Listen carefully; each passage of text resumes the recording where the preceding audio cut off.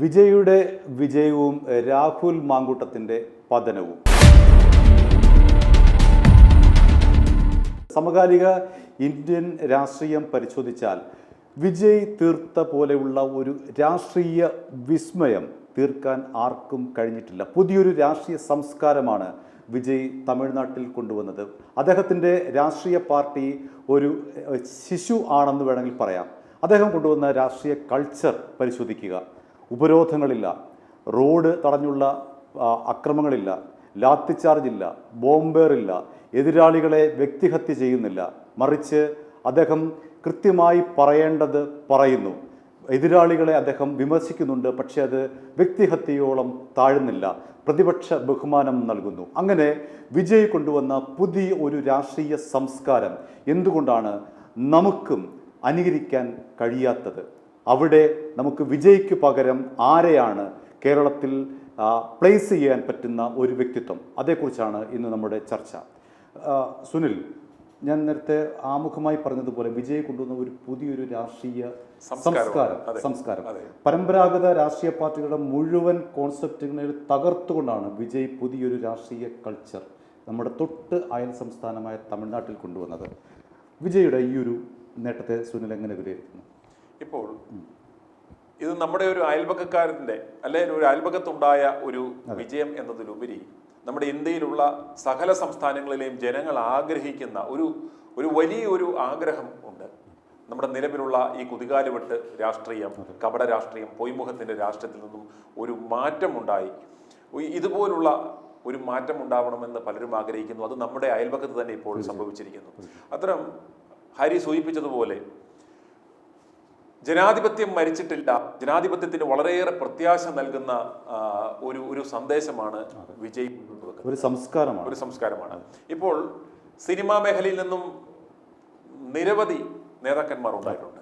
അന്നേരം ആ നിരവധി നേതാക്കന്മാർ ഉണ്ടായിട്ടുണ്ടെങ്കിലും അതിനകത്തും ആ തുടക്കത്തിൽ അവർക്ക് ആ ഒരു അഫ്രവാളിയിലെ അവരുടെ ആ അഭിനയ തികവിൽ അഭിരമിക്കുന്ന ജനങ്ങൾ അവരെ വോട്ട് ചെയ്ത് നേതാക്കന്മാരാക്കിയിട്ടുണ്ടെങ്കിലും പിന്നീട് അവരും ഒക്കെ പലതരത്തിലുള്ള കറപ്റ്റഡായി അവര് ഈ ദുഷിച്ച ഒരു രാഷ്ട്രീയത്തിന്റെ ഭാഗമായി മാറുകയായിരുന്നു. എന്നാൽ വിജയെ സംബന്ധിച്ചിടത്തോളം വിജയ് നൽകുന്ന ഒരു സന്ദേശം എന്ന് പറയുന്നത് ഹരി സൂചിപ്പിച്ചതുപോലെ ഒരു വലിയ ഒരു സംസ്കാര സമ്പന്നമായ ഒരു രാഷ്ട്രീയ പ്രവർത്തനമാണ്. അതിൻ്റെ ഏറ്റവും നല്ല ഉദാഹരണമാണ് അദ്ദേഹം വിജയിച്ചപ്പോൾ അദ്ദേഹത്തെ ഉപദ്രവിക്കുവാൻ നോക്കിയ സ്റ്റാലിൻ്റെ വീട്ടിൽ അദ്ദേഹത്തെ പോയി പേഴ്സണലി കണ്ടു എന്ന് പറയുമ്പോൾ തന്നെ അദ്ദേഹത്തിൻ്റെ ശത്രുക്കളുടെ പോലും കയ്യടി അദ്ദേഹം മേടിക്കുകയുണ്ടായി. അതുപോലെ തന്നെ ഒരു രാഷ്ട്രീയ നേതാവിനെ സംബന്ധിച്ചിടത്തോളം നമ്മളുടെ ഒരു സെറ്റ് പാറ്റേൺ ഉണ്ട്. ഒരു രാഷ്ട്രീയക്കാരന്റെ വേഷവിധാനം, അവന്റെ സംസാര രീതി, ആളുകളെ കാണുമ്പോൾ ഈ കപട വണക്കവും കപട ബഹുമാനവും ഇങ്ങനെയൊക്കെയുള്ള ഈ ഹിപ്പോക്രാറ്റിക് ആയിട്ടുള്ള പല ആക്ടിവിറ്റി ഉണ്ട്. എന്നാൽ വളരെ ജെന്യുവിനായി എത്ര വലിയ ഒരു സിനിമാ നടന്റെയോ ഒരു സൂപ്പർ സ്റ്റാറിന്റെയോ താരപദവിയോ പരിവേഷമോ ഒന്നുമില്ലാതെ വളരെ സാധാരണക്കാരിൽ സാധാരണയായ ഞാനൊരു അസിസ്റ്റന്റ് ഡയറക്ടർ, ഒരു അഭിനയമോഹമായി എത്തിയ ഒരു അസിസ്റ്റന്റ് ഡയറക്ടറുടെ മകനാണ് ഞാൻ എന്ന് ഒരു സാധാരണക്കാരിൽ സാധാരണക്കാരനായി ജനങ്ങളോട് സംവദിക്കുന്ന അവരുടെ കുടുംബത്തിലെ ഒരു അംഗത്തെ പോലെ, നമ്മുടെ കൂടെയുള്ള ഒരു കൂടപ്പുറപ്പിനെ പോലെ. വിജയാണെങ്കിലും വിസിലെ എന്നൊക്കെ വിളിച്ച് സ്ത്രീകളും അമ്മമാരും ഒക്കെ ചെല്ലുമ്പോൾ പോലും ആ ഒരു അല്ലെ ഒരു മുഖ്യമന്ത്രി പദവിയിലേക്ക് ഉയർത്തപ്പെട്ടതിൻ്റെ ജാടയോ ഒന്നുമില്ല. നമ്മുടെ സംസ്ഥാനത്ത് നോക്കുക, നമ്മുടെ നമുക്ക് ഒരു മുഖ്യമന്ത്രി ഉണ്ടായിരുന്നു. അത്ര അദ്ദേഹത്തെ സംബന്ധിച്ചിടത്തോളം അദ്ദേഹത്തിൻ്റെ ആ ശരീരഭാഷയും അദ്ദേഹം ഒരു സെൽഫി എടുക്കാൻ വരുന്ന ഒരു കുഞ്ഞിനോട് കാണിക്കുന്ന ഒരു ധിക്കാരവും ഒരു അസഹിഷ്ണുതയും കടക്ക് പുറത്ത് ചോദിച്ചാൽ വീട്ടിൽ പോയി ചോദിക്കാൻ പറയാം. അന്നേരം ഇത്തരത്തിലൊക്കെ ആ ആറ്റിറ്റ്യൂഡിൽ നിന്ന് പറഞ്ഞാൽ ഇതുപോലുള്ള ഓർക്കുക, എത്രയോ വലിയൊരു സ്റ്റാർഡമിൽ നിന്നാണ് അദ്ദേഹം ഇറങ്ങി അദ്ദേഹം വരുന്നത്. അതുപോലെ ഒരു വ്യക്തി നൽകുന്ന ഒരു സന്ദേശം, കൃത്യമായിട്ട് അദ്ദേഹം നൽകുന്ന ഒരു സന്ദേശം എന്ന് പറയുന്നത്, എൻ്റെ പാർട്ടിയിൽ അദ്ദേഹം വളരെ സോഫ്റ്റായിട്ട് സംസാരിക്കുമ്പോൾ പോലും അദ്ദേഹം ശബ്ദം ഉയർത്തേണ്ടുന്നിടത്ത് ഉയർത്തുന്നു, താഴ്ത്തേണ്ടിടത്ത് താഴ്ത്തെടുത്തുന്നു. അമിതാവേശം ഒന്നുമില്ലാതെ അദ്ദേഹം കൃത്യമായിട്ട് പറയുന്നു, എൻ്റെ പാർട്ടിയിൽ ഞാനല്ലാതെ മറ്റൊരു മുഖ്യമന്ത്രി ഉണ്ടാവില്ല. ഒരു യൂണിറ്റി ഓഫ് കമാൻഡ് ഉണ്ട് എന്ന് കൃത്യമായിട്ട് അദ്ദേഹം അവിടെ പറഞ്ഞു വെക്കുന്നുണ്ട്. ഇന്നുള്ള പാർട്ടി സംസ്കാരങ്ങളിൽ നമുക്ക് കാണാം, ഒരു മുഖ്യമന്ത്രി സ്ഥാനാർത്ഥി ഉണ്ടെങ്കിൽ ഒരു സർക്കാരിൽ തന്നെ പല അധികാര കേന്ദ്രങ്ങൾ കാണും. ഒരു സൂപ്പർ പദവിയിലുള്ള ഒരു DGP കാണും, ചീഫ് സെക്രട്ടറി കാണും, അതുപോലെ അഡീഷണൽ പ്രൈവറ്റ് സെക്രട്ടറിമാരും സ്പെഷ്യൽ കൺസൾട്ടന്റുമാരും വെച്ചേക്കുന്ന ഇങ്ങനെ പല പല അധികാര കേന്ദ്രങ്ങൾ ഒരു ടഗ് ഓഫ് വാറാണ് നടക്കുന്നത്. അത്തരം ഇദ്ദേഹത്തെ സംബന്ധിച്ചിടത്തോളം കൃത്യമായ ഒരു സന്ദേശം നൽകുന്നുണ്ട്. എൻ്റെ സർക്കാരിൽ ഒരു യൂണിറ്റി ഓഫ് കമന്റ് ഉണ്ടാവും, ഞാനായിരിക്കും എല്ലാ തരത്തിലും മുഖ്യമന്ത്രി, അതുപോലെ ഇത് നമ്മുടെ സർക്കാരാണെന്ന് പറയുമ്പോൾ പോലും എല്ലാവർക്കും കയറി കൈയിട്ട് വരാനുള്ള ഒരു അവസരം ഇല്ല എന്നും അദ്ദേഹം കൃത്യമായി പറഞ്ഞു. അതെ, അദ്ദേഹം സുനിൽ പറഞ്ഞ എല്ലാവരെയും കൈയിട്ട് വാരുക എന്നുള്ള കാര്യത്തിൽ വിജയ് കൃത്യമായി തന്നെ പറഞ്ഞിട്ടുണ്ട്. അതായത് അദ്ദേഹം സത്യപ്രതിജ്ഞ ചെയ്ത വേളയിൽ പറഞ്ഞിട്ടുണ്ട്, ഞാൻ ഉണ്ടാക്കിയ പണം എനിക്കുണ്ട്, അതിൽ നിന്ന് ഒരു രൂപ പോലും എനിക്ക് സർക്കാരിൻ്റെ വേണ്ട, നിങ്ങളുടെ ഒരു പണം പോലും എനിക്ക് വേണ്ട, ഒരു രൂപ പോലും എനിക്ക് വേണ്ട, ഞാൻ കക്കില്ല എന്ന് മാത്രമല്ല എൻ്റെ കൂടെ ഉള്ളവനെ കക്കാൻ ഞാൻ സമ്മതിക്കില്ല. ഇതാണ് വിജയ് പറഞ്ഞ ആദ്യത്തെ വാഗ്ദാനം. എന്തൊരു ഒരു ബ്യൂട്ടിഫുൾ ആയിട്ടുള്ള ഒരു വാഗ്ദാനമാണ്. ഒരു ജനാധിപത്യ സംവിധാനത്തിൽ ഇത്രയും എന്താ പറയുന്നത്, ഞാൻ എൻ്റെ വിയർപ്പുകൊണ്ട് അധ്വാനിച്ച കാശ് എൻ്റെ കയ്യിലുണ്ട്, അതുകൊണ്ട് നിങ്ങളുടെ പണം എനിക്ക് വേണ്ട. ഇങ്ങനെ ഈ ഇന്ത്യയിൽ ഇന്ന് ഈ ഒരു സമകാലിക രാഷ്ട്രീയത്തിൽ ഏത് നേതാവിനാണ് ഇങ്ങനെ പറയാൻ കഴിയുക, അല്ലേ സുനിൽ? അതെ, അതാണ് ഇതിനകത്തെ ബ്യൂട്ടി. അതായത് എത്ര നേതാക്കന്മാർക്ക് നെഞ്ചിൽ കൈവച്ചുകൊണ്ട് പറയാൻ പറ്റും, എനിക്ക് ജനങ്ങളുടെ പണം ആവശ്യമില്ല, സർക്കാരിന്റെ ഞാൻ അധ്വാനിച്ച പണം എൻ്റെ കയ്യിൽ ഉണ്ട് എന്ന് പറഞ്ഞ് ഒരു അച്ചീവ്മെന്റ് ഉണ്ടാക്കി ജീവിക്കാനുള്ള പണം ഉണ്ടാക്കി രാഷ്ട്രീയ പ്രവർത്തനത്തേക്ക് ഇറങ്ങി ഒരു വലിയൊരു സന്ദേശമാണ് അദ്ദേഹം നൽകുന്നത്. അതോടൊപ്പം ഞാൻ കക്കുകയില്ല, എന്നോടൊപ്പം നിൽക്കുന്നവരെ കക്കാൻ അനുവദിക്കുകയില്ല എന്ന് പറയുമ്പോൾ ജനങ്ങളെ സംബന്ധിച്ചിടത്തോളം ഇത് എന്താ പറയുന്നത്, ഈ ദ്രാവിഡ ജനത കാത്തിരുന്ന ഒരു അവരുടെ ആ ഒരു സൈലന്റ് ഇന്നർ ക്രൈയുടെ ഒരു ഗിഫ്റ്റ് ആയിട്ടാണ് അത് നമുക്ക് മനസ്സിലാക്കാൻ സാധിക്കും. മറ്റൊന്നുകൂടെ അവിടെ സൂചിപ്പിക്കാനുണ്ട്, പലരും രാഷ്ട്രീയത്തിൽ വരുന്നത് പണം ഉണ്ടാക്കാൻ വേണ്ടിയിട്ടാണ്. അവിടെയാണ് വിജയ് നേരെ തിരിച്ചു പറയുന്നത്. രാഷ്ട്രീയത്തിൽ വന്ന് കോടീശ്വരന്മാരായാലാണ് നമ്മൾ കാണുന്നവർ മുഴുവൻ. ഇവിടെ നേരെ തിരിച്ചാണ്. അദ്ദേഹത്തിന് ജീവിക്കാനുള്ള പണമുണ്ട്, അദ്ദേഹത്തിന് ഇത്ര കോടി രൂപ അദ്ദേഹത്തിൻ്റെ ബാങ്കിലുണ്ട്, ബാലൻസ് ഉണ്ട്, എല്ലാം കറക്റ്റാണ്. അത് വെച്ചിട്ടാണ് പറയുന്നത്, ഞാൻ അധ്വാനിച്ച കാശ് എൻ്റെ കയ്യിലുണ്ട്, നിങ്ങളുടെ ഒരു രൂപ പോലും എനിക്ക് വേണ്ട. നമ്മുടെ പരമ്പരാഗത രാഷ്ട്രീയക്കാർ ചെയ്യുന്നത് എന്താണ്, ഈ ഒരു 10-100 രൂപയുടെ ഡ്രസ്സ് മാത്രമാണ് അവരുടെ ആകെ മുടക്കുമുതൽ. പിന്നെ കുതികാലി വെട്ടാൻ അറിയുക, പിന്നെ നന്നായിട്ട് വാചകം അടിക്കാൻ അറിയുക, ചിരിക്കാൻ അറിയുക, തോളത്ത് കൈയിടാൻ അറിയുക. ഇതൊക്കെ ഉണ്ടെങ്കിൽ ഇവിടെ രാഷ്ട്രീയക്കാരനായി, നേതാവായി, മന്ത്രിയായി പിന്നീട് കാണുന്നത് ഈ അഴിമതിയുടെ ഒരു പരമ്പരയാണ്. അവൻ്റെ ഒരു 10 തലമുറയ്ക്ക് തിന്നാൻ കഴിയുന്ന രീതിയിലുള്ള കോടികളുടെ കവർച്ചയാണ് നടത്തുന്നത്. അതിൽ നിന്ന് വിഭിന്നമായിട്ടാണ് വിജയ് പറയുന്നത്, നിങ്ങളുടെ ഒരു രൂപ പോലും എനിക്ക് വേണ്ട, ഞാൻ അധ്വാനിച്ച കാശ്. ഇതൊരു പുതിയ രാഷ്ട്രീയ കൾച്ചറാണ്, ഒരു രാഷ്ട്രീയ സംസ്കാരമാണ് ഇന്ത്യയിൽ. നമ്മൾ കണ്ടുമടുത്ത് നമ്മൾ വെറുത്ത ആ ഒരു രാഷ്ട്രീയ കൾച്ചറിനെ, സംസ്കാരത്തെ തകർത്തെറിഞ്ഞുകൊണ്ടാണ് വിജയ് പുതിയൊരു രാഷ്ട്രീയ സംസ്കാരം മുന്നോട്ട് വെക്കുന്നത്. അതെ ഹരി, അതുപോലെ എടുത്തു പറയേണ്ടുന്ന ഒരു കാര്യം ശ്രദ്ധിച്ചിരുന്നോ, വിജയുടെ മന്ത്രിസഭയിൽ വന്നേക്കുന്ന MLA-മാരുടെ വിദ്യാഭ്യാസ ക്വാളിഫിക്കേഷൻ, അതിനകത്ത് എത്രയോ ഡോക്ടർമാർ, എഞ്ചിനീയർമാർ, ബിസിനസ്സുകാർ, അതുപോലെ അവരുടെ സാധാരണക്കാരിൽ സാധാരണ കർഷക തൊഴിലാളി വരെ നമ്മുടെ സമൂഹത്തിന്റെ ഒരു പരിച്ഛേദം തന്നെയുണ്ട്. എന്നാൽ ബഹുഭൂരിപക്ഷം ആളുകളും വളരെ ക്വാളിഫൈഡ് ആയിട്ടുള്ള ആളുകളാണ്. അതോടൊപ്പം തന്നെ വിജയുടെ ആ ഡ്രസ് പാറ്റേൺ, സാധാരണ നമുക്ക് മനസ്സിലാക്കേണ്ടതെന്ന് പറഞ്ഞാൽ നമ്മുടെ ഓരോരുത്തരെ സംബന്ധിച്ചിടത്തോളം ഈ യന്ത്രന്മാർ നടക്കുന്നത് പോലെ ഈ ഓരോ കാണുമ്പോൾ തന്നെ ഒരു അവേർഷൻ ഹൈലി ആർട്ടിഫിഷ്യൽ ആയിട്ടുള്ള എന്തൊരു കഷ്ടമാണ്. കതർ മുക്കി പശയും തേച്ച് വടിയൊത്ത് വന്നിട്ടിരുന്ന് ഇതെല്ലാം മാറ്റിയിട്ട് ഒരു CEO എന്ന നിലയിൽ, അല്ലെങ്കിൽ ഒരു എന്താ പറയുക, ഡ്രസ് കോഡിൽ പോലും വിജയ് മാറ്റമുണ്ടാക്കി. ഒരു പുതിയ ഒരു ഡ്രസ് കോഡ് വിജയ് ഉണ്ടാക്കി. അത് അദ്ദേഹത്തിൻ്റെ പാർട്ടിക്ക് മുൻപ് അദ്ദേഹം കൂട്ടിട്ടിരുന്നില്ല. അദ്ദേഹത്തിൻ്റെ ആദ്യത്തെ പാർട്ടി പ്രഖ്യാപന സമയത്ത് വന്നപ്പോൾ അദ്ദേഹം ഒരു വൈറ്റ് കളർ ഷർട്ടും ക്രീം കളർ പാൻറ്റുമായിരുന്നു, ഒരു പക്ക CEOയുടെ രീതിയിൽ. അതേസമയം രാഷ്ട്രീയക്കാരന് വേണ്ട എല്ലാ ഗുണങ്ങളും, പ്രസംഗ പാഠവും നേതൃപാഠവും ഇതെല്ലാം വെച്ചുകൊണ്ട് ഒരു പുതിയ കൾച്ചറാണ് വിജയ് ഉണ്ടാക്കിയത്. ഇത്തരമൊരു കൾച്ചർ നമുക്ക് ഉണ്ടാക്കാൻ കഴിയുമോ?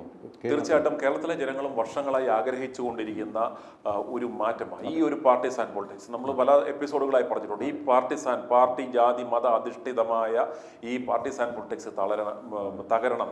ഇവിടെയും ഒരു മാറ്റം വരണം. ഇതുപോലെയുള്ള ഒരു യങ് തൂർക്ക്, ഒരു യുവ നേതാവ് കടന്നു വന്ന് ഒരു മാറ്റം ഉണ്ടാക്കണം. നമ്മുടെ ഇവിടെ എന്താ സംഭവിക്കുന്നത്, കാലാകാലങ്ങളായി കണ്ടു മടുത്ത് വെറുത്ത കുതികാലുകെട്ടും തീവട്ടിക്കൊള്ളയുമായിട്ട് നടക്കുന്ന ഈ കടൽ കിഴവന്മാർ, ഇത് ചത്ത് ഒടുങ്ങിയാലും കസേരയിൽ വിടത്തില്ല എന്ന് പറഞ്ഞ് ഏറ്റു നിൽക്കാൻ പ്രാപ്തിയില്ലെങ്കിൽ പോലും ആക്റ്റീവ് പൊളിറ്റിക്സ് കയറി ഇടപെടുകയും അഭിപ്രായം പറയുകയും ഒക്കെ ചെയ്യുന്ന ഈ ഒരു രാഷ്ട്രീയ സംവിധാനം മാറ്റി ഒരു കഴിവുള്ള, ചെയ്യാൻ പ്രാപ്തിയുള്ള ഒരു യുവ നേതാവിൻ്റെ കീഴിൽ ഒരു ഭരണം ആഗ്രഹിക്കുന്നതെല്ലാം നമ്മൾ ആഗ്രഹിച്ചു. ഈ ചർച്ചയിലേക്ക് നമ്മൾ വരുന്നത്, അവിടെ പ്ലേസ് ചെയ്യുന്നത് രാഹുൽ മാങ്കൂട്ടത്തെയാണ് എങ്കിൽ അദ്ദേഹം ഇപ്പോൾ ഒരു പതനത്തിൽ കിടക്കുകയാണ്. അദ്ദേഹത്തിന് ഉയർത്തെഴുന്നേറ്റ് വന്ന് ഒരു വിജയിയാകാൻ സാധിക്കുമോ? ഇതാണ് നമ്മുടെ അടിസ്ഥാനപരമായ ചർച്ചയുടെ. അതെ, ഇപ്പം ഓർക്കുക, ഇവിടെ പാരമ്പര്യമുള്ള 10-50 വർഷം, അതായത് സ്വാതന്ത്ര്യാനന്തര കാലഘട്ടം മുതൽ പാരമ്പര്യം അവകാശപ്പെടാൻ പോകുന്ന എത്രയോ രാഷ്ട്രീയ പാർട്ടികളും പ്രസ്ഥാനങ്ങളും പലതരത്തിലുള്ള ഇസങ്ങളും ഒക്കെ നമ്മുടെ നാട്ടിലുണ്ട്. അപ്രകാരം നിരവധി പാർട്ടികൾ, വളരെ ശക്തിമത്തായ പാർട്ടി സംവിധാനങ്ങളുള്ള സ്ഥലത്താണ് വളരെ കൂളായി ഒരു ചെറുപ്പക്കാരൻ വന്ന് ഇപ്രകാരം ഒരു ആശയം ജനങ്ങളുമായി സംവദിച്ച് ഇപ്പോൾ ഇത് സംസ്ഥാനത്തിൻ്റെ മുഖ്യമന്ത്രിയായി മാറി. അതുപോലെ തന്നെ കേരള രാഷ്ട്രീയത്തിലും നമുക്ക് ഹാരി സൂചിപ്പിച്ചതുപോലെ ഒരു ചെറുപ്പക്കാരനായ ഒരു നേതാവ് ഉണ്ടായിരുന്നു. ഇദ്ദേഹത്തിലും ജനങ്ങൾ ഞങ്ങളുടെ ഭാവി മുഖ്യമന്ത്രിയാണ് എന്ന് ഇവിടുത്തെ അമ്മമാരും പെങ്ങന്മാരും എല്ലാം ITV ന്യൂസ് റിയാക്ട് ഫോർ റൈറ്റിലൂടെ പറയുന്നത് നമ്മൾ കേട്ടതാണ്. അന്നേരം അതുപോലെയുള്ള അതല്ലെങ്കിൽ വിജയ്ക്ക് ആ ഒരു അവസരം കിട്ടുന്നതിന് മുമ്പ് തന്നെ ഒരുപക്ഷെ കേരളത്തിൽ ഈ ഒരു മാറ്റം ഉണ്ടാക്കി കാണിക്കുവാൻ പ്രാപ്തിയുള്ള ഏതാണ്ട് വളരെയേറെ വിജയുമായുടെ പല സവിശേഷതകളുമായി റിസംബ്ലൻസ് ഉള്ള ഒരാളാണ് രാഹുൽ മാങ്കൂട്ടത്തിൽ. അതുപോലെ സുമുഖനാണ്, വിദ്യാസമ്പന്നനാണ്, വളരെ ചടുലമായി സംസാരിക്കുകയും ആളുകളെ കൃത്യമായി കുറിക്കൊള്ളുന്ന രീതിയിൽ സംസാരിക്കുകയും കൺവിൻസ് ചെയ്യാനും നേതൃപാഠവുമുണ്ട്. എതിർപ്പുകൾക്കെതിരെ ശക്തമായി വിജയേക്കാളും ഒരു പരിധിവരെ മുന്നിൽ ഫീൽഡിൽ ഇറങ്ങി ആക്റ്റീവായി പ്രതികരിക്കാനും പ്രതിരോധിക്കാനും ഒക്കെ കഴിവുള്ള ഒരു നേതാവായിരുന്നു. അന്നേരം അപ്രകാരമുള്ള ഒരു നേതാവിനെ നമ്മൾ നോക്കുക. അന്നേരം നമ്മൾ ഇന്ന് കമ്പയർ ചെയ്യുന്നത് ഈ രണ്ട് പേർക്കും കൈവന്ന അവസരവും അവരതിനെ കൈകാര്യം ചെയ്ത രീതിയും ഒടുക്കം അവരെ എങ്ങനെ അവരുടെ വിധി സഹായിച്ചു എന്നുള്ളതുമാണ്. അന്നേരം രാഹുലിന്റെ കാര്യത്തിൽ നമ്മളിപ്പോൾ വിജയുടെ കാര്യം നമ്മൾ ചർച്ച ചെയ്ത് കഴിഞ്ഞു. അപ്രകാരം ഒരു സിനിമാ നടനായി വന്ന് അദ്ദേഹം ഒരു സംസ്ഥാന മുഖ്യമന്ത്രിയായി മാറുകയും അന്നേരം അതിനിടയിൽ അദ്ദേഹം അനുഭവിച്ച അദ്ദേഹത്തെ ഒറ്റപ്പെടുത്തുവാൻ ശ്രമിച്ചു, അപകീർത്തിപ്പെടുത്തുവാൻ ശ്രമിച്ചു. അതൊക്കെ ഞാൻ പറഞ്ഞുതരാം. അത് 1 സെപ്റ്റംബർ എൻ്റെ ഓർമ്മ ശരിയാണെങ്കിൽ 26-ന് കരൂരിൽ 41 പേരുടെ മരണമാണ്. അത് സൃഷ്ടിക്കപ്പെട്ട മരണമാണോ എന്ന് നമുക്കറിയില്ല. അത് CBIയിലേക്ക് അന്വേഷണം നടക്കുന്നുണ്ട്. വിജയുടെ കരൂരിലെ അദ്ദേഹത്തിൻ്റെ ഒരു സ്വീകരണ ചടങ്ങിൽ തടിച്ചു കൂടിയ ആൾക്കാർ, അദ്ദേഹം 1 മണിക്കൂറോളം വൈകിയാണ് വന്നത്. ആ ഇടവേളയിൽ തിക്കും തിരക്കി ഉണ്ടാക്കി 41 പേരുടെ മരണമാണ് അന്നുണ്ടായത്.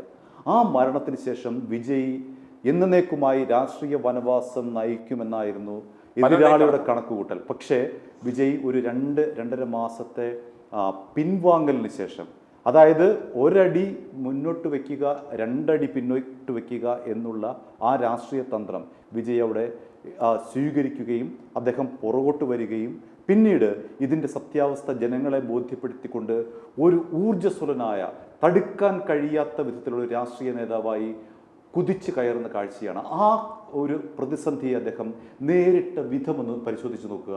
അദ്ദേഹത്തിന് എതിരായി പെട്ടെന്നാണ് ജനവികാരം തിരിഞ്ഞത്. അദ്ദേഹത്തെ എടുത്തുകൊണ്ട് നടന്ന ഈ അമ്മമാരും യുവാക്കളും അടക്കം ഒരു പെട്ടെന്ന് അദ്ദേഹത്തിനെതിരെ തിരിയിക്കാൻ അദ്ദേഹത്തിന് രാഷ്ട്രീയ എതിരാളികൾക്ക് കഴിഞ്ഞു. പക്ഷേ അദ്ദേഹം അവിടെ സംയമനം പാലിച്ചു, മൗനം പാലിച്ചു, ശാന്തത പാലിച്ചു. പിന്നീടാണ് അദ്ദേഹം തിരിച്ചു വന്നത്. അദ്ദേഹത്തിൻ്റെ തിരിച്ചു വന്നുള്ള ആ വിശദീകരണം ജനങ്ങൾക്ക് ബോധ്യപ്പെട്ടു. അതാണ് അവിടുത്തെ എടുത്തു പറയത്തക്ക ഒരു കാര്യം. ജനങ്ങൾക്ക് ബോധ്യപ്പെട്ടു. അതാണ് വിജയ് ആദ്യം നേരിടേണ്ടി വന്ന ക്രൈസിസ്. രണ്ടാമത് വന്ന ക്രൈസിസ് എന്ന് പറയുന്നത് അദ്ദേഹത്തിൻ്റെ TVKക്ക് 108 MLA-മാരെ ഉണ്ടായിരുന്നുള്ളൂ. 102 മണ്ഡലങ്ങളിൽ വിജയാണ് മത്സരിച്ചത്. അതിലെ ഒരു മണ്ഡലത്തിൽ അദ്ദേഹം MLA സ്ഥാനം രാജിവെച്ചാൽ 107 കേവല ഭൂരിപക്ഷത്തിന് വേണ്ടത് 118. ഏറ്റവും വലിയ ഒറ്റക്കക്ഷി എന്ന നിലയിൽ അദ്ദേഹം ഗവർണറെ സമീപിച്ചു സർക്കാർ രൂപീകരിക്കാൻ. പക്ഷേ ഗവർണർ ആർലേക്കർ പറഞ്ഞു ഇത് പറ്റില്ല. 118 MLA-മാരുടെ ഒപ്പിട്ട സത്യവാങ്മൂലം വേണമെന്ന് ഗവർണർ രാജേന്ദ്ര ആർലേക്കർ നിലപാടെടുത്തതുകൂടി വിജയുടെ രാഷ്ട്രീയം തീർന്നു എന്ന് പ്രഖ്യാപിച്ചവരുണ്ട്. പക്ഷേ അവിടെയും കരൂർ അപകടം പോലെ വിജയ് ഒന്ന് പിൻവാങ്ങി. പിന്നീട് അദ്ദേഹം വരുന്നത് 120 MLA-മാരുടെ പിന്തുണക്കത്തുമായിട്ടാണ്. ഏതാണ്ട് കഷ്ടിച്ചൊരു 10-50 മണിക്കൂർ, 2-2.5 ദിവസത്തിനകമാണ് വിജയ് ഈ ഒരു നീക്കം നടത്തിയത്. എന്തൊരു സമർത്ഥമായ നീക്കം, എന്തൊരു മനോഹരമായ നീക്കമാണ്. DMK-യിൽ ഉണ്ടായിരുന്ന കോൺഗ്രസിന് 5 കോൺഗ്രസ്സുകാരെ ഇപ്പുറത്തേക്ക് വരുത്തുന്നു. 2 CPM MLA-മാരെ, 2 CPI MLA-മാരെ, 2 TVK MLA-മാരെ, 2 മുസ്ലിം ലീഗ് MLA-മാരെ ഇവിടെ കൊണ്ടുവന്നിട്ട് 120 പേരുടെ കത്ത് ഇതാ ആർലേക്കറുടെ മുന്നിലേക്ക് വെച്ച് കൊടുക്കുന്നു. ഇതാ 118-ന് പകരം 120. ഇപ്പോഴിതാ മറ്റൊരു വിജയ അനുകൂല ഘടകം കൂടി ഉണ്ടായിരിക്കുന്നു. ADMK പിളർന്നു. അദ്ദേഹത്തിന് വീണ്ടും വന്നിരിക്കുന്നു പിന്തുണ. 120 എന്ന് പറയുന്ന ആ സംഖ്യ അദ്ദേഹം 48 മണിക്കൂർ തികയുന്നതിന് മുൻപ് 150 ആക്കിയിരിക്കുന്നു. ADMK-യുടെ പിന്തുണയോടെ ഇത്തരത്തിൽ രാഷ്ട്രീയത്തിൽ യാതൊരു പരിചയവുമില്ലാതെ വന്നിട്ട് മാജിക്ക് കാണിക്കുന്ന ഒരു വിജയിയാണ് നമ്മൾ കാണുന്നത്. അത്തരത്തിലുള്ള ഒരു പുതിയ രാഷ്ട്രീയ സംസ്കാരമാണ് കേരളത്തിൽ വരേണ്ടത്. അതിന് പറ്റിയ ആൾ ആരാണ് എന്നുള്ളതിൻ്റെ തുടർച്ചയാണ് നമ്മൾ ഈ പറയുന്ന കളങ്കിതനല്ലാത്ത രാഹുൽ മാങ്കൂട്ടം. ഇപ്പോൾ അദ്ദേഹത്തെ കളങ്കിതനാക്കിയതാണ്. സുനിൽ, അദ്ദേഹത്തെ തകർക്കുന്നതിൽ പ്രധാനപ്പെട്ട പങ്ക് വഹിച്ചത് ഈ പറയുന്ന ഒരു വിജയെപ്പോലെ ഉയർന്നു വരാൻ ശേഷിയുള്ള ഏറ്റവും കരുത്തനായ കേരളത്തിലെ ഒരു നേതാവായിരുന്നു രാഹുൽ മാങ്കൂട്ടത്തിൽ. അദ്ദേഹത്തിൻ്റെ പതനത്തിന് കാരണക്കാരൻ VD സതീശനാണ്, അല്ലേ? യാതൊരു സംശയവും വേണ്ട. രാഹുലിൻ്റെ പതനത്തിൻ്റെ പ്രധാനപ്പെട്ട കാരണം VD സതീശനാണ്. നമുക്കറിയാം, രാഹുൽ മാങ്കൂട്ടത്തെ സംബന്ധിച്ചിടത്തോളം എത്ര അദ്ദേഹത്തിന്റെ ഒരു പ്രസംഗം കേൾക്കുവാൻ തന്നെ ആയിരങ്ങൾ കൂടുന്നു. രാഹുൽ മാങ്കൂട്ടുമായി ബന്ധപ്പെട്ട ഒരു ബൈറ്റ് വന്നു കഴിഞ്ഞാൽ തന്നെ മാധ്യമങ്ങളിലുള്ള വാർത്തയുടെ അടിയിൽ വരുന്ന കമന്റുകൾ ശ്രദ്ധിക്കുക, വ്യൂ ശ്രദ്ധിക്കുക, ലക്ഷങ്ങൾ. അതേസമയം ഈ പറയുന്ന ഈ സോക്കോൾഡ് നേതാക്കന്മാരുടെ ഒരു വാർത്തയോ ബൈറ്റോ വന്നാൽ ചിലപ്പോൾ 500-600 പേര്. അന്നേരം തന്നെ ഇവർക്ക് മനസ്സിലായി ഇതൊരു പൊട്ടൻഷ്യൽ ത്രെട്ടാണ്. അന്നേരം അതുപോലെ തന്നെ പല പാർട്ടി പരിപാടികളിലും പ്രാസംഗികരായി ഈ യുവനേതാക്കന്മാരെ ഷാഫിയെയും രാഹുലിനെയും ഒക്കെ അടങ്ങുന്ന ആളുകൾ തെരഞ്ഞെടുപ്പ് കാലഘട്ടത്തിൽ ഒരു സെലിബ്രിറ്റികളെ പോലെ ബുക്ക് ചെയ്യുകയും ഇവരെ ആരും മൈൻഡ് ചെയ്യാതിരിക്കുകയും ചെയ്തപ്പോൾ തന്നെ ഇവർക്ക് അപകടം തോന്നി. ഇവനെയൊക്കെ വളർത്തി വിട്ടാൽ നമുക്ക് നാളെ പണിയാവും. അതുപോലെ തന്നെ ഇവരുടെ ചെയ്തികളെ ശക്തമായി വിമർശിക്കുകയും, അതായത് ഒരു സിനിമ അഭിനയത്തെ വെല്ലുന്ന രീതിയിൽ തന്നെ റിയൽ രാഷ്ട്രീയത്തിൽ ഇവർ ഹീറോകളായി ഇവർ മാറുന്നു. അങ്ങനെ അവരുടെ പൊസിഷനിങ് അവർ പ്രോപ്പർ ആകുന്നു, അവർ റിയൽ ഹീറോകളാകുന്നു. സിനിമാ മേഖലയിൽ അല്ലെങ്കിൽ ചലച്ചിത്രത്തിൽ നമ്മളൊരു ഹീറോയെ കാണുന്നതിലുപരി യഥാർത്ഥ ജീവിതത്തിൽ ഓരോ വിഷയങ്ങളിൽ ഇടപെട്ടുകൊണ്ട് തന്നെ അവർ ഹീറോയായി മാറുന്ന ഒരു ചിത്രമാണ് നമുക്ക് കണ്ടത്. പക്ഷേ പെട്ടെന്നാണ് ആ ഒരു യുവ നേതാവിനെതിരെ ഇപ്രകാരം ഒരു ആരോപണം വരികയും ആ വെറും ഒരു ആരോപണത്തിന്റെ പേരിൽ നമ്മൾ ശരിക്ക് ക്യാമ്പയിൻ തന്നെ ചെയ്തതാണ്. മാസങ്ങളോളം ഇദ്ദേഹത്തെ വേട്ടയാടി വ്യക്തിഹത്യ ചെയ്ത് ഇല്ലായ്മ ചെയ്ത് അദ്ദേഹത്തിൻ്റെ രാഷ്ട്രീയത്തിലെ പല പദവികളും കളഞ്ഞ് അവസാനം ഒരു ആത്മഹത്യയുടെ വക്കിൽ അദ്ദേഹത്തെയും കുടുംബത്തെയും എത്തിക്കുന്ന ഒരു അവസ്ഥ വരെ എത്തി. അന്നേരം ഈ പ്രശ്നങ്ങളെയൊക്കെ മാസങ്ങളോളം ഇദ്ദേഹം അതിജീവിച്ചു. ഇടയ്ക്ക് ജയിലിൽ പോകേണ്ടി വന്നു. വീണ്ടും കോടതിയിൽ നിന്നും അദ്ദേഹത്തിന് വളരെ അനുകൂലമായ, അദ്ദേഹത്തിൻ്റെ ജീവൻ നഷ്ടപ്പെടാതിരിക്കാൻ ഉതകുന്ന തരത്തിലുള്ള കോടതി ഉത്തരവുകളൊക്കെ കിട്ടി. അപ്രകാരം കിട്ടിക്കഴിഞ്ഞിട്ട് പോലും ജനങ്ങളെല്ലാം വളരെയേറെ പ്രതീക്ഷിച്ചു ഇതുപോലൊരു ക്രൈസിസ് വന്നതിൽ നിന്നും ഒരു വലിയ ഒരു ലീപ്പ് ഫോർവേഡ്. ഇപ്പം വിജയ് ഒന്ന് പിന്നോട്ട് മാറി കുതിച്ചു ചാടിയതുപോലെ ഒരു ലീപ്പ് ഫോർവേഡ് ഈ രാഹുൽ മാങ്കൂട്ടത്തിന്റെ ഭാഗത്തുനിന്നും അതുണ്ടായി. അദ്ദേഹത്തിന്റെ ഒരു പേഴ്സണാലിറ്റി ട്രൈറ്റ് വെച്ച് ഇപ്രകാരം ഒരു സെറ്റ് ബാക്ക് ഉണ്ടായാൽ തളർന്നു പോകുന്നവനല്ല, അതിന് വഴങ്ങി കൊടുക്കുന്നവനല്ല. തീർച്ചയായിട്ടും ശക്തമായി അദ്ദേഹം കുതിക്കുമെന്ന് പ്രതീക്ഷിച്ചിരുന്ന ആളുകളുടെ ആ പ്രതീക്ഷ ഇദ്ദേഹം തെറ്റിച്ചെടുക്കുന്നു. അദ്ദേഹം ചെയ്തൊരു കാര്യം എന്ന് പറയുന്നത്, ജനങ്ങളുടെ എല്ലാ മുറവിളി പാർട്ടിക്ക് നിന്നെ വേണ്ട, പാർട്ടിയിൽ നിന്നും യൂത്ത് കോൺഗ്രസ് അധ്യക്ഷ സ്ഥാനം എടുത്തു കളഞ്ഞു. അദ്ദേഹത്തെ പാർട്ടിയുടെ പ്രാഥമിക അംഗത്തിൽ നിന്ന് ആദ്യമേ സസ്പെൻഡ് ചെയ്തു, പിന്നെ പൂർണ്ണമായിട്ടും പാർട്ടിയിൽ നിന്ന് പുറത്താക്കി. MLA സ്ഥാനം വരെ നഷ്ടപ്പെടുത്തുവാൻ വേണ്ടി ഇവർ ആത്മാർത്ഥമായി ശ്രമിക്കുകയും പോക്സോ കേസ് അടക്കമുള്ള പല കേസുകളിലും അകത്താക്കുവാനും ശ്രമിച്ചുകൊണ്ട് പാർട്ടിയിലെ ഈ VD സതീശനടക്കമുള്ളവർ ശ്രമിച്ചുകൊണ്ടിരിക്കുമ്പോൾ പാർട്ടിയുടെ ഭാഗത്തു നിന്ന് നിനക്ക് നീതി കിട്ടത്തില്ല, ചെയ്യേണ്ടുന്നത് യാതൊരു പ്രിക്ക് ഓഫ് കോൺഷ്യസിന്റെയും റിഗ്രറ്റിന്റെയും ആവശ്യമില്ല. ആ പ്രസ്ഥാനത്തോട് ആത്മാർത്ഥമായി സ്നേഹമുള്ള വ്യക്തി എന്ന നിലയ്ക്ക് പാർട്ടിക്ക് നിന്നെ വേണ്ടെങ്കിൽ നീ ഒരു കാര്യം ചെയ്യുക, പാലക്കാട്ടോ പറവൂരിലോ ഒരു സ്വതന്ത്ര സ്ഥാനാർത്ഥിയായി, അത് കോൺഗ്രസിന്റെ ഏതെങ്കിലും ഒരു പുതിയൊരു ഘടകകക്ഷിയെന്നോ ഏതെങ്കിലും ഒരു പേര് കൊടുത്ത് ഒരു സ്വതന്ത്ര സ്ഥാനാർത്ഥിയായി നിന്നാൽ പോലും ജനങ്ങൾ വമ്പിച്ച ഭൂരിപക്ഷത്തിൽ വിജയിപ്പിക്കും. നമുക്കറിയാം, പിണറായി വിജയനോടുള്ള കടുത്ത അമർഷം കൊണ്ടാണ് 102 സീറ്റുകൾ കൊടുത്ത് UDF ഇത്തരത്തിൽ വിജയിപ്പിച്ചത്. അത് ഇത്രയും വലിയൊരു ട്രെൻഡ് നിൽക്കുമ്പോൾ, പ്രത്യേകിച്ച് രാഹുൽ ഒരു ഇരയുടെ പരിവേഷമാണ്. പിണറായി വിജയനും ഈ VD സതീശനും വേട്ടയാടി ചേസ് ചെയ്ത് നശിപ്പിക്കുവാൻ നോക്കിയ ആ യുവാവിന്റെ ജീവൻ നഷ്ടപ്പെടുത്തരുത്, അദ്ദേഹത്തിന് ഒരു തിരിച്ചുവരവുണ്ടാകണം എന്ന് ആഗ്രഹിക്കുന്ന ലക്ഷക്കണക്കിന് അമ്മമാരും പെങ്ങന്മാരും സഹോദരന്മാരും നമ്മുടെ നാട്ടിലുണ്ടായിരുന്നു. അവർ ആത്മാർത്ഥമായി ആഗ്രഹിച്ചു രാഹുലിന്റെ ആ തിരിച്ചുവരവ്. പക്ഷേ ഇദ്ദേഹം എന്തുകൊണ്ടോ പാർട്ടിക്ക് വിധേയനാകുവാൻ, ഇദ്ദേഹം പാർട്ടിയുടെ ആരുമല്ല, പാർട്ടിയിലെ ഒരു സാധാരണ മെമ്പർ പോലുമല്ല. പക്ഷെ ഇദ്ദേഹം അവിടെ ഒതുങ്ങിക്കൊടുത്തു, തല താഴ്ത്തി കൊടുത്തു. എന്ത് സംഭവിച്ചു? ഇദ്ദേഹത്തിന്റെ അഡ്രസ് കേൾക്കുന്നുണ്ടോ?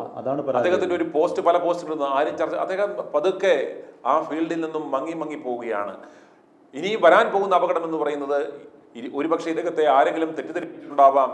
നീ ഒന്ന് പാർട്ടിക്ക് വിധേയനായി, പാർട്ടിയിൽ ഇല്ലെങ്കിലും നീ ഒന്ന് വിധേയനായി ഒന്ന് അടങ്ങി നിന്ന് കഴിഞ്ഞാൽ ഞങ്ങൾ ഭരണത്തിൽ വരുമ്പോൾ നിന്നെ തിരിച്ചെടുക്കും, നിനക്ക് എന്തെങ്കിലുമൊക്കെ പദവി തരും എന്ന് ചിലപ്പോൾ മോഹന വാഗ്ദാനം നൽകിയിട്ടുണ്ടാവാം. ഓർക്കുക, VD സതീശനാണ് ഏതെങ്കിലും കാരണവശാൽ ആ പദത്തിലേക്ക് വരുന്നതെങ്കിൽ ഇയാളുടെ അവസ്ഥ നോക്കുക. എൻ്റെ നിലപാടായിരുന്നു ശരി, എൻ്റെ ബോധ്യമായിരുന്നു ശരി എന്ന് വരുത്തുവാൻ വേണ്ടി നമുക്കറിയാം ആഭ്യന്തരവും പോലീസും ക്രൈം ബ്രാഞ്ചും സകല സംവിധാനങ്ങളും ഇവരുടെ കൈവശമാണ്. ഇത്രയും ശോഭകേട് ഭരണമില്ലാതെ ചെയ്യാൻ പറ്റുമെങ്കിൽ, കയ്യിൽ ഭരണവും എല്ലാ സംവിധാനങ്ങളും ഉണ്ടെങ്കിൽ ഇവനെ തീർത്ത് കളയുവാൻ, ആയുഷ്കാലം പുറത്ത് ഇറങ്ങാനെത്തിരിക്കാൻ പറ്റാവുന്ന രീതിയിൽ ആ പിടിച്ച് അകത്താക്കുവാൻ പറ്റുന്ന ഒരു സംവിധാനമാണ് നിലവിൽ. ചുരുക്കം പറഞ്ഞാൽ രാഹുലിനെ സംബന്ധിച്ചിടത്തോളം രാഹുലിന്റെ ഒരു റിയൽ പതനമാണ് ഉണ്ടായിരിക്കുന്നത്.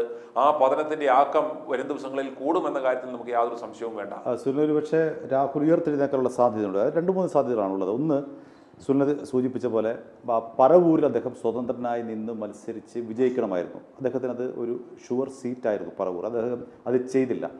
രണ്ടാമത്, പാലക്കാട് അദ്ദേഹത്തിന് സ്വതന്ത്രനായി നിന്ന് മത്സരിക്കാമായിരുന്നു. അങ്ങനെ ജയിച്ചിരുന്നെങ്കിൽ, നമുക്കറിയാവുന്നതുപോലെ ഇലക്ഷന് തൊട്ട് മുൻപ് ഒരു 3-4 വീഡിയോ ഇട്ടുകൊണ്ടാണ് ഇളക്കി മറിച്ചത് രാഹുൽ. സോഷ്യൽ മീഡിയയ്ക്ക് തീയിട്ടു എന്ന് വേണമെങ്കിൽ പറയാം.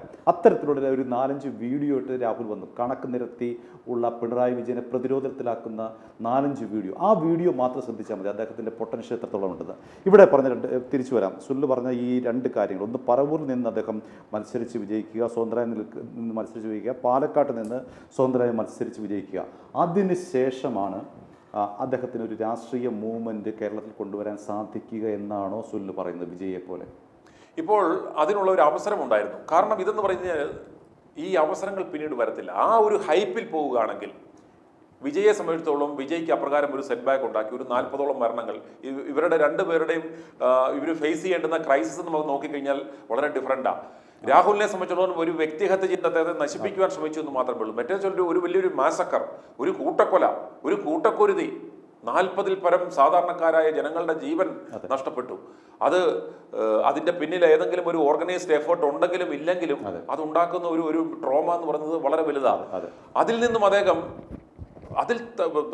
ആയുഷ്കാലത്തേക്ക് തകർന്നു പോകാൻ പറ്റാവുന്ന ഒരു അവസ്ഥയുണ്ടായിരുന്നു. അതല്ലെങ്കിൽ അദ്ദേഹത്തിന്റെ പിടിപ്പുകേട് കൊണ്ടോ വീഴ്ച കൊണ്ടോ അതല്ലെങ്കിൽ മറ്റെന്തെങ്കിലും കാരണം കൊണ്ടാണോ എന്ന് പറഞ്ഞ് വേണം ജയിലിൽ പോകാവുന്ന അവസ്ഥ ഉണ്ടായിരുന്നു. പക്ഷേ ആ അവസ്ഥയെല്ലാം തകർത്തുകൊണ്ട് അദ്ദേഹം മുന്നോട്ട് വന്നു, ലീപ്പ് ഫോർവേഡ് ചെയ്തു, കുതിച്ചു ചാടി വിജയിയായി. രാഹുലിനെ സംബന്ധിച്ചിടത്തോളം രാഹുലിനെ പറ്റിയ പാളിച്ച എന്ന് പറയുന്നത്, ഈ ഒരു ചൊല്ലുണ്ട്, strike when the iron is hot. ആ അവസരം കിട്ടുമ്പോൾ അതിന് അനുസരിച്ച് അത് ഉപയോഗിച്ചില്ലെങ്കിൽ, പ്രതികരിച്ചില്ലെങ്കിൽ, പിന്നീട് പ്രതികരിക്കേണ്ടുന്ന സമയത്ത് അല്ലെങ്കിൽ കളത്തിലിറങ്ങി ഒരു മത്സരരംഗത്തേക്ക് വരേണ്ടുന്ന സമയത്ത് അടുക്കളയിൽ പോയിരുന്ന് മാറിയിരുന്ന് ഫേസ്ബുക്ക് പോസ്റ്റ് ഇട്ട് കളിച്ചുകൊണ്ടിരുന്ന് കഴിയുമ്പോഴത്തേക്കും അയാളുടെ വാല്യൂ പോവും. വിജയെ സംബന്ധിച്ചിടത്തോളം വിജയ്ക്ക് വേണമെങ്കിൽ ഈ ശത്രുക്കളെ ചീത്ത വിളിക്കാമായിരുന്നു.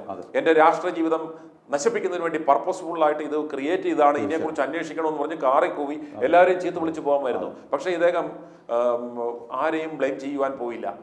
വളരെ കൃത്യമായി, വളരെ മെറ്റിക്കുലസ്ലി എന്താണ് ലക്ഷ്യം എന്നത് വെച്ച് ആ ലക്ഷ്യത്തിലേക്ക് പോയി ആത്മാർത്ഥമായിട്ട് പരിശ്രമിച്ചു, ഇപ്പോൾ വിജയിയായി. പക്ഷെ രാഹുലിനെ സംബന്ധിച്ചിടത്തോളം ഈ കിട്ടിയ ഒരു ഓപ്പർച്യൂണിറ്റി, ഈ ഒരു വൈബ് ജനങ്ങളെ സംബന്ധിച്ചിടത്തോളം എല്ലാവരെയും ആഗ്രഹിക്കുന്നുണ്ട്. ഇത്രയും ഹരിചന്ദ്രൻ ആകേണ്ടിയിരുന്നു. രാഹുലിനെ സംബന്ധിച്ചിടത്തോളം രാഹുൽ ഇപ്പോൾ നിശബ്ദത പാലിക്കുന്നുണ്ടെങ്കിൽ ഇതിന്റെ പിന്നിൽ ശക്തമായ മറ്റെന്തോ കാരണമുണ്ട്. രാഹുൽ ഇതിലും വലിയ ഏതോ ക്രൈം ചെയ്തിട്ടുണ്ടാവാം.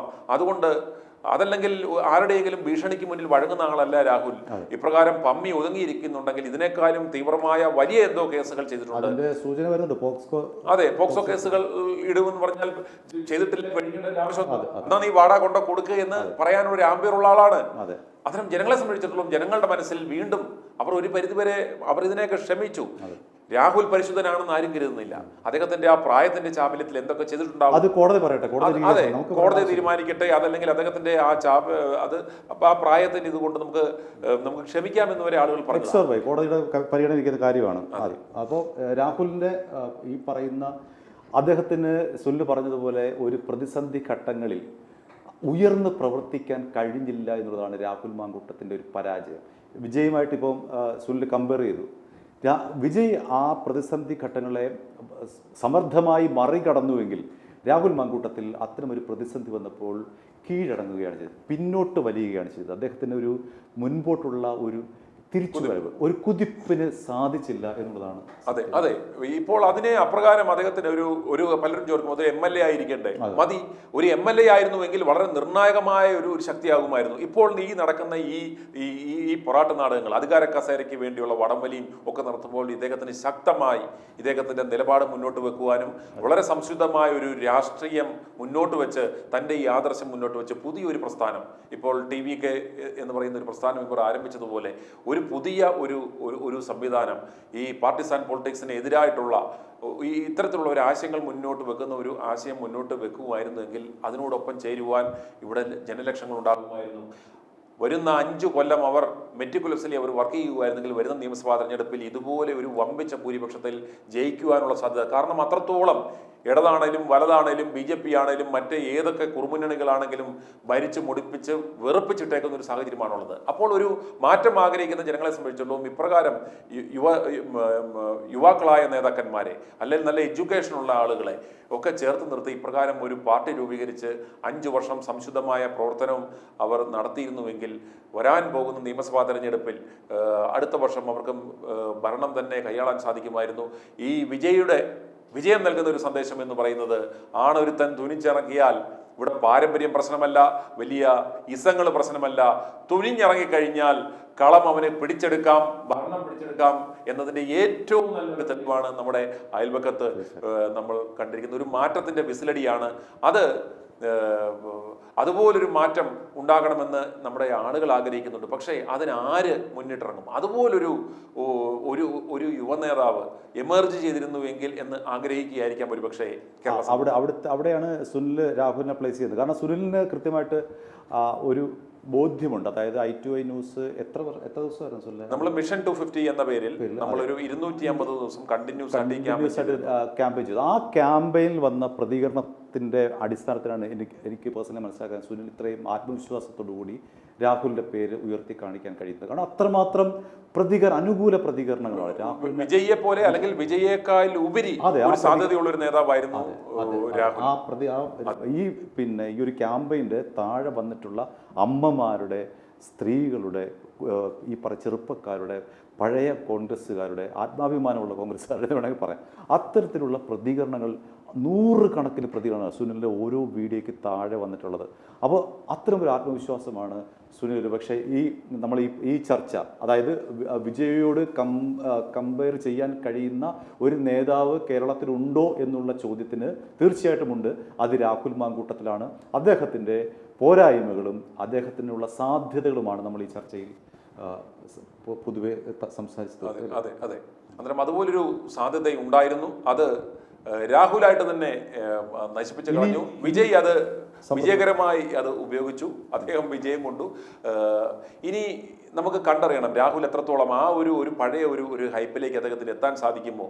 ആ ഒരു അവസരം ഉണ്ടാക്കി അത് കളഞ്ഞു കുളിച്ചത് രാഹുൽ തന്നെയാണ്. അന്നേരം ഈ ഒരു സാഹചര്യത്തിൽ നമ്മളൊരു കമ്പാരിസൺ നടത്തുകയായിരുന്നു. കാരണം ഇപ്രകാരം ഒരു മാറ്റം തമിഴ്നാടിന് മുമ്പ് തന്നെ ഉണ്ടാകുവാൻ സാധ്യതയുള്ള അതിനുള്ള വളക്കൂറുള്ള ഒരു മണ്ണായിരുന്നു നമ്മുടെ കേരളം. പക്ഷെ ആ അവസരം അദ്ദേഹം ഇല്ലാതാക്കി.